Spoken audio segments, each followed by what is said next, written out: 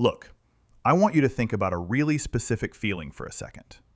It's like a Friday night. You're out to dinner with a group of friends, maybe coworkers, at one of those trendy places where the lighting is really dim and the menu doesn't even have dollar signs on it. Everyone is having a great time, ordering drinks, taking photos, looking incredibly successful. And then, the waiter drops the little black leather folder on the table. The check. And for just a split second, your stomach completely drops. You smile, but inside, you are furiously doing mental math. You're trying to remember what day your car payment actually hits, or if that Klarna installment already cleared. You pull out your card, you slide it into the machine, and you just hold your breath, praying it doesn't decline in front of everyone. If anyone looked at you sitting at that table, they'd think, wow, they are totally crushing it. But internally, you are absolutely exhausted. I'm Leo, and man, I know that exact feeling because I lived there for years. I was the absolute poster child for the fake rich lifestyle. I had the right zip code, the nice watch, the whole aesthetic perfectly dialed in, and I was completely, secretly broke. The thing is, we carry so much shame about this. But what nobody tells you is that society has practically weaponized our fear of falling behind. They've made it dangerously easy to finance an image that we haven't actually earned yet. We are out here treating our credit scores like it's actual cash. Today, I'm not here to yell at you about your budget. I don't care about your latte habit. I just want to have a real talk about the physical and mental toll of wearing this financial costume. Because keeping up the illusion of wealth is exactly what's stopping you from ever actually building it. Give me a few minutes today. We need to unpack this. Because I promise you, the peace of mind of dropping the act is so much better than the anxiety of keeping it up. Let's get into it. So I want you to really think about your day-to-day life right now. Think about the sheer amount of mental energy you spend just managing your image. Let's start with something we all see every single day. I call it the looking the part tax. You know exactly how this happens. You get a promotion, or maybe you just hit a certain age, like late 20s, early 30s, and you look around at your friend group or your coworkers. Suddenly, everyone is upgrading, and you get this creeping feeling in the back of your head that if you show up to the office or the reunion in your 5-year-old Honda, people are going to think you're failing at life. So you go to the dealership, and you look at the luxury lot. You end up signing a lease on like a base model Audi or a Mercedes, the one with the tiny screen and the manual seats. The dealer runs the numbers, breaks it down into a monthly payment, and you think, okay, I can squeeze this in. It's fine. But I want you to be totally honest with yourself about the feeling of driving that car off the lot. For the first 2 weeks, it feels amazing. You get the nods. People notice. But then, the real world kicks in. You pull up to the gas station and realize you have to put premium in it, and it costs $85 to fill up. Your insurance premium jumps by 40%, and then, God forbid, a warning light pops up on the dashboard. If you were actually wealthy, a warning light is just an inconvenience. You drop it at the mechanic. You grab a loaner. You don't even look at the bill. But when you are fake rich, when you are financing a lifestyle you haven't actually earned yet, that little glowing yellow light on the dashboard literally makes your chest tight. It ruins your entire week. You start internally panicking, trying to figure out which credit card has enough room on it to cover a $1,200 brake job. You see, society tells you that buying that car is a reward. But it's not a reward. You didn't buy a car, man. You bought a rolling 4,000-pound liability that requires you to be its unpaid security guard. You are constantly stressed about where you park it, terrified someone is going to scratch it, and anxious about the maintenance. You are serving the car. The car is not serving you. And it's not just cars, right? It bleeds into everything. Let's talk about the wardrobe, the accessories. I want you to think about someone you know. Maybe it's someone you follow, maybe it's a coworker, who always has the absolute newest designer bag, the logo belt, the luxury watch. They make sure the logo is perfectly visible in every photo. Now, I want to tell you a secret that the luxury industry desperately hopes you never figure out. People with actual, deep, generational wealth, They don't dress like that. They really don't. Because when you actually have $500,000 sitting in an index fund, you don't feel this burning, desperate need to prove to the barista at Starbucks that you have money. You just don't care. Your identity is secure. But when you are secretly broke, you feel like you are constantly on trial. Every time you leave the house, you feel like you have to present evidence to the jury that you are a successful adult. So you go out and drop $3,000 on a bag. But here is the tragic irony. Let's say you have $1,500 in your actual savings account for emergencies, and you just put a $3,000 bag on a credit card at 24% interest. When you carry that bag, you don't feel rich. You feel like an imposter. You are carrying around a leather anchor. Every time you look at it, deep down in your subconscious, it reminds you of the debt you are carrying. You traded your actual financial security, the ability to sleep peacefully at night knowing you can handle an emergency, just to buy a prop, a costume. And wearing that costume is exhausting. Which brings me to the third thing. And man, if you catch yourself doing this, I really want you to take a step back today. It's the future tense hustle. Have you ever hung out with a group of people and there is always that one person who cannot stop talking about what they are about to do? You know the guy. You sit down for a beer, and within 5 minutes he's pitching you. Yeah, man, I'm working on this massive e-commerce brand.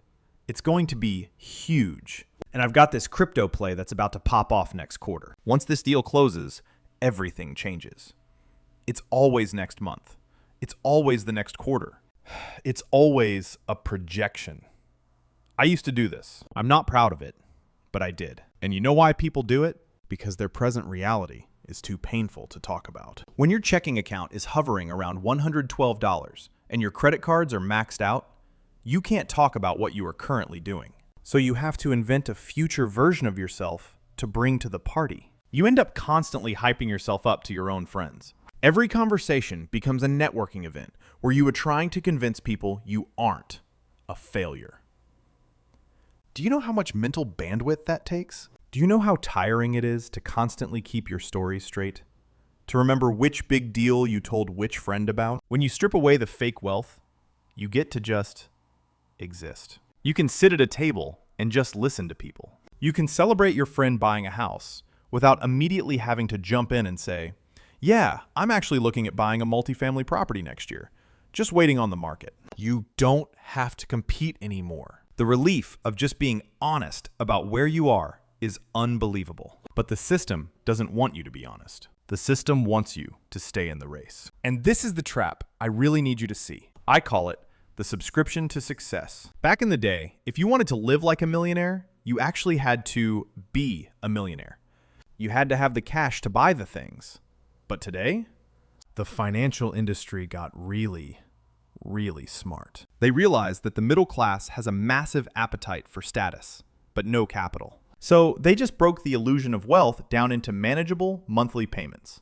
They don't sell you a $100,000 lifestyle. They sell you a $1,500 a month payment plan that looks like a $100,000 lifestyle. You use Klarna or Afterpay for the designer clothes. You lease the luxury car. You finance the new iPhone every 12 months. You put the vacation to Tulum on a travel credit card. And you look at your life and think, wow, I have all the stuff. I made it. But then the first of the month rolls around. I want you to really feel this scenario because it is the reality for millions of people watching this video right now. Your paycheck hits your account on Friday morning. You open your banking app, and before you have even gotten out of bed, the money is gone. The auto draft for the car lease hits. The Klarna payment hits. The credit card minimums hit. The premium insurance hits. You are working 40, 50, maybe 60 hours a week. You are dealing with a boss who stresses you out. You are stuck in traffic. You are giving the absolute best years of your life, your peak physical energy, to a corporation. And for what? You don't get to keep the money you make. You are literally just a pass-through account. The money comes in from your employer, touches your checking account for 12 hours, and immediately gets sucked out by Apple, Mercedes, Chase Bank, and Louis Vuitton. You are funding everyone else's empire, while your own kingdom is completely empty. You are a high-paid hostage to your own aesthetic. And the hardest pill to swallow is that you built the cage yourself. You signed the lease. You swiped the card. Because you were so terrified that the people around you, people who probably don't even care about you that much, people who are probably drowning in their own debt, might think you were just average. But let me tell you the absolute truth about being average. The average person who ignores the status game, the person driving the slightly dented 7-year-old Toyota, the person who wears plain t-shirts and rents a comfortable, normal apartment well below their means. If they are taking all that extra money and quietly buying assets, they are building an invisible fortress. They don't look rich, but if their company does layoffs next month, they don't panic. If they get sick and need to take 2 months off work, they don't lose their home. If they wake up one day and decide they want to completely change careers and start over, they have the cash to do it. They have the ultimate luxury. They have options. When you are fake rich, you have 0 options. You are forced to keep running on the treadmill just to keep the lights on and the illusion alive. If you stop running for even 1 second, the whole facade collapses. So I'm asking you to just look in the mirror today. Look at your bank statements. Look at your closet. Look at the car in your driveway and ask yourself, honestly, are these things serving you? Or are you serving them? Are you buying things to build your actual future?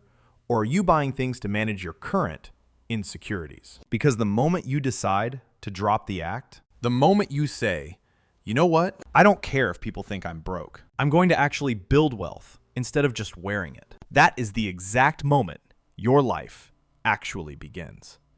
The anxiety drops. The exhaustion fades. You stop being a character in a movie trying to impress an audience, and you start actually directing your own life. Look, I know making that shift is terrifying. I really do. When I finally realized I was drowning and decided to step off the treadmill, it was hard. I traded in my stupid, expensive leased car for a used sedan that I bought in cash. And honestly, for the first week, I was so embarrassed. I hated pulling up to red lights.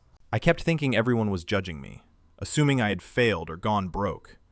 But then, the first of the month rolled around, and for the first time in my adult life, my checking account didn't get immediately drained. The money just sat there. It was mine. And I swear to you, the physical relief I felt in my shoulders, the actual, tangible weight that lifted off my chest, was 1,000,000 times better than any compliment I ever got on that luxury car. That is the feeling I want for you. So, going forward, I just want you to use one really simple filter. The next time you feel that itch to upgrade, or before you sign a financing agreement for something you don't strictly need, just pause and ask yourself, if I lost my job tomorrow, is this purchase going to make me panic? If the answer is yes, put it down. Walk away. You aren't buying a luxury. You are buying a cage. And you are handing the key to a bank. I really want to know if I'm alone in this, or if you guys have felt this too. Go down to the comments and confess.